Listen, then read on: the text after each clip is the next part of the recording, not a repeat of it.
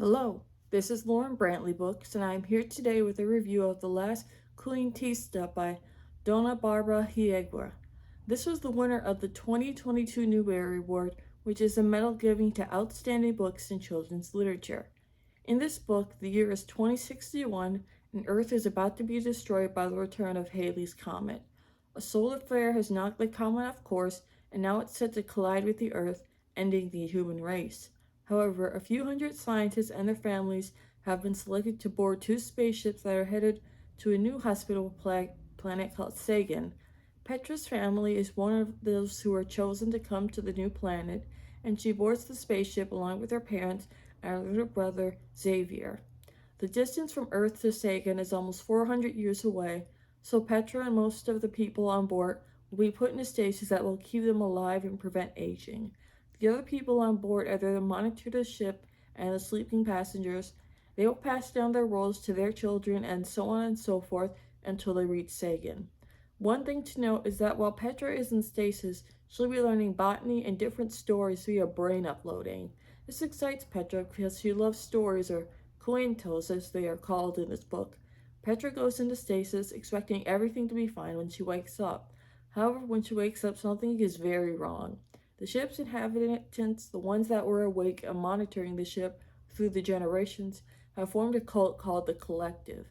The Collective brainwashed most of the passengers in stasis so that they would forget their whole history, culture, and memories, basically so they could be a blank slate for the Collective to do their bidding with them. The Collective's main goal was to purge everyone's memory of Earth to start fresh without knowing any of Earth's history, cultures, or story. The Collective sees this as the only way to peace, but in practice, all the Collective is doing is erasing diversity and free will. Any sleeping passenger that failed to be reprogrammed, as the Collective called it, was simply tossed off the spaceship and died.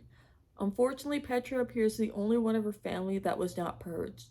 However, she still retains her memories, appears to be the only one who retains her memories of her past life. Now, to avoid being brainwashed by the Collective, Petra has to pretend to be brainwashed, all while looking for some way for her and some other kids to escape the Collective and find the first arrivals on Sagan. The first arrivals are from the other spaceship that went before Petra's to Sagan, but in order to convince the brainwashed kids to join her and escape the Collective, she will need the power of storytelling to reawaken who these kids really are inside. I'll be honest, I found the first two-thirds of this book kind of boring. The first two parts are dedicated to pretty boring things like surveying plants from Sagan or working in a science lab. In addition, there isn't a lot of world building in this book. We don't really know that much about the Collective, just the bare minimum we need to understand that Collective is bad. We also only see a small portion of the planet Sagan and don't encounter any cool inhabitants. I think it's just personal taste. I hear a lot of reviews praising this book for being well paced, and I will give it that. Everything moves pretty seamlessly, it's just the content for the first two-thirds was, in my opinion, pretty boring. There are still some upsides. Petra's stories are a joy to read, they're a wonderful blend of Mexican folklore, and I think the stories really add a lot to the novel. They are an ode to the power of storytelling and how it brings people together. There are mentions of real-life contemporary authors such as Ursula Le Guin and Toni Morrison, which I think was a nice touch. Still, overall, I don't find the first two-thirds of this book very interesting. At this point, the Collective has already purged the people it couldn't reprogram. In my opinion, it might have been more interesting to show a purge actually happening.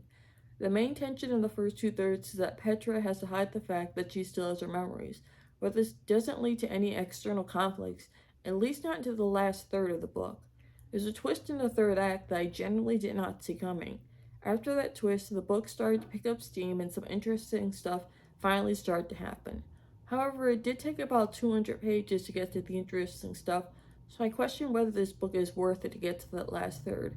Another downside is that the kids Petra befriends on the ship really don't have much of a personality. I guess it's in part due to Collective brainwashing, but even in the third act, they never gained any true personality. Do I think The Last Cuentista should have won the Newbery? On one hand, it is a book that celebrates diversity, which is a very important message. On the other hand, the good messages still can't help the first two-thirds of the book.